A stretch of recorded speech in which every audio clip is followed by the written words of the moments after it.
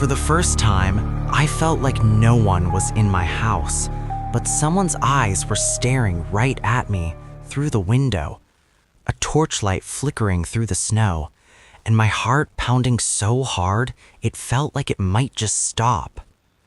It was a freezing winter night. The wind was howling, and soft snowflakes were slapping against the window pane like tiny needles. I got out of bed, made myself a coffee, and crept over to the window. Everything looked quiet, but there was this weird mix of calm and dread in the air, like this might be the last peaceful night I'd ever get. Out of nowhere, a flickering light cut through the snowy curtain outside. A torch. My heart literally stopped. Who the hell could be out there in this storm?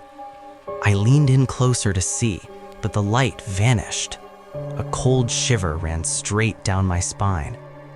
I backed up and went to shut the front door, but the moment I pushed, it felt like something or someone was pushing back. The door wouldn't budge, no matter how hard I shoved. My heart raced like crazy, my hands shaking, and it felt like there was something behind it, holding it tight against me. Then I caught a glimpse of a blurry figure in the flickering light, standing right in front of the door.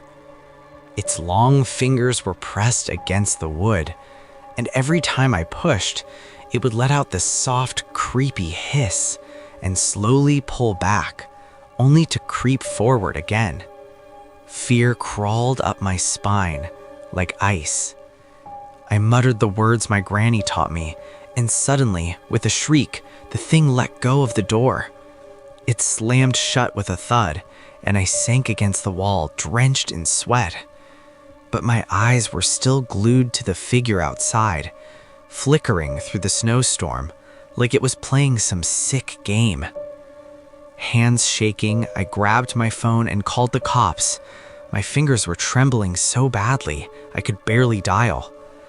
As soon as it connected, I gasped, "There's something outside my house. It's not human. It just tried to break in." After a tense pause, the officer said, "Sir, stay calm. A patrol car is on its way. Keep the doors locked and don't go outside." I hung up and switched on the lights, but somehow the house still felt wrong, like the darkness wasn't letting the light touch it. And then a soft knocking on the window. My blood ran cold. I pulled the curtain back. There it was, right in front of the glass. Empty eyes, a mouth stretched too wide, and no sound coming from it. Just a cold, whispering wind pushing through its lips. It moved its mouth, and I heard it clearly. "Locking the door won't stop us." Then, footsteps echoed from inside the house. I froze. I was alone, so where the hell was that sound coming from? The wardrobe door swung open by itself. Complete darkness inside, but the same whispering hiss now bouncing off the walls. I realized it wasn't outside anymore. It was in the house. The cop sirens grew closer. I ran to the door, screaming, but the figure was right in front of me, closer than I could imagine. I glanced around.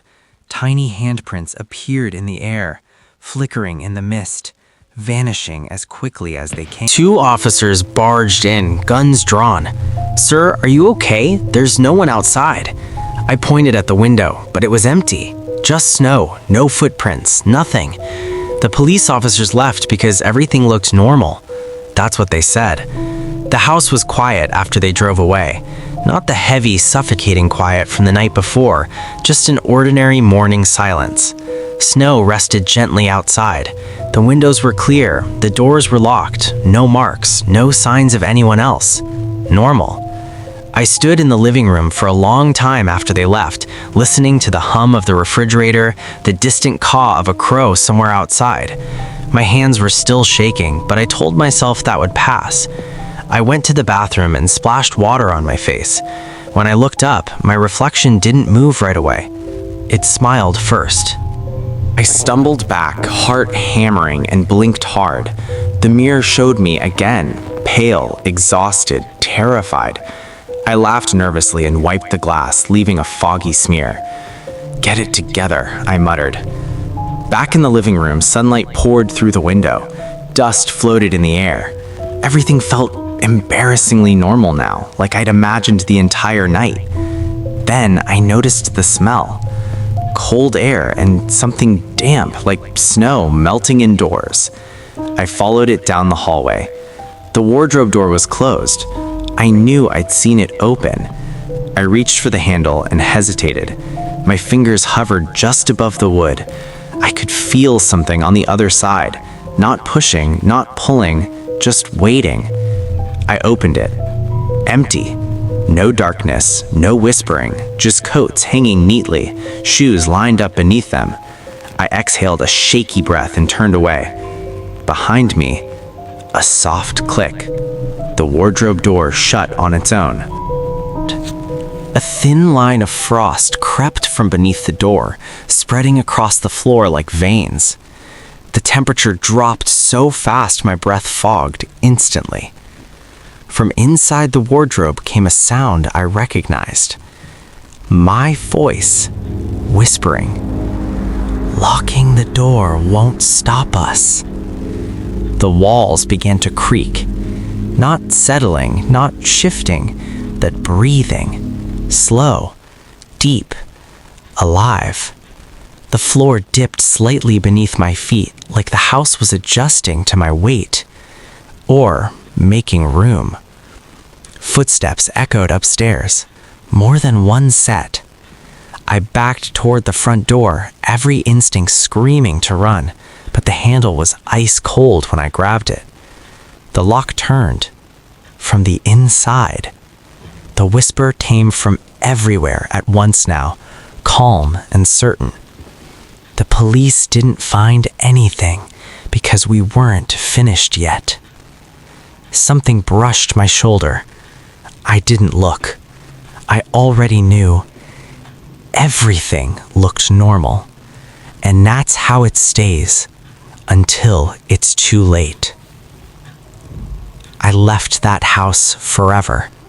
I didn't look back, didn't stop, and didn't tell anyone where I went. Even now, miles away, I avoid snowstorms, windows at night, and old houses with creaking doors. Some part of me knows that house is still waiting, patient and silent, but I will never go back.